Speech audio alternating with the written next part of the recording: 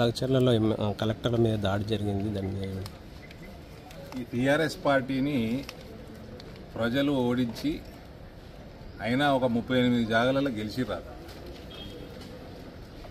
ఇక నామ రూపాలు లేకుండా చేయాలనే ఈ కేటీఆర్ అనేటోడు ఆయన చేతి కూడా ఉన్నది. ఇలా లోపలేయాలి, లోపలేసి బయటకు కూడా రావద్దు అసలు.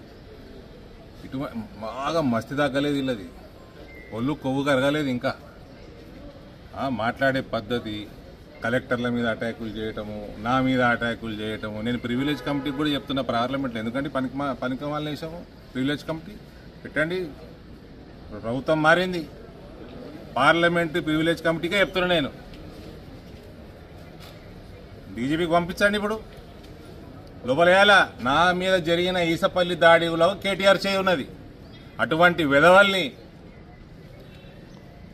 కొవ్వు బాగా పట్టినోళ్ళని జైలు వేసి కొవ్వు కరిగించే పని చేయాలి. ఈ రాజకీయ వ్యవస్థలకు వెళ్ళి తెలంగాణ తీసి బయటపడాలి. వీళ్ళందరినీ పని చేస్తారు, పని చెయ్యరు. ప్రభుత్వాలు, ఎమ్మెల్యేలు పని చేస్తారు, యాక్టివ్ ఉంటారు కొందరు, యాక్టివ్ ఉండరు కొందరు. ప్రజలు 5 ఏళ్లకోసారి నిర్ణయం చేస్తారు. పని చేసినోడికి మళ్ళా పట్టం కడతారు, చేయనోడిని ఇంటికి పంపుతారు. ఈ దాడుల వ్యవస్థ ఇవన్నీ కూడా ఈ దుర్మార్గులు దేనితో కొట్టాలన్నా దాంతో కొట్టాలి. వీళ్ళని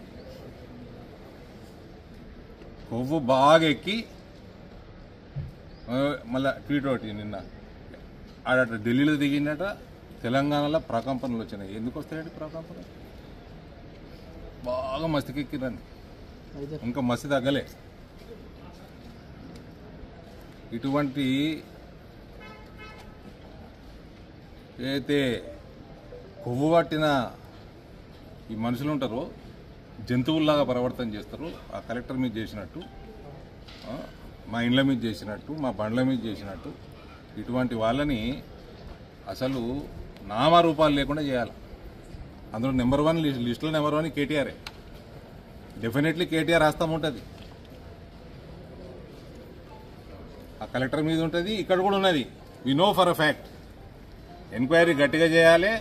ఎట్లా పనిష్మెంట్ ఎట్లా ఉండాలంటే ఇంకొకసారి అటువంటి ఆలోచనలు కూడా రావద్దు. కొడుకు పోవాలి లోపలికి, చెల్లెమైంది వీడు కూడా పోవాలి.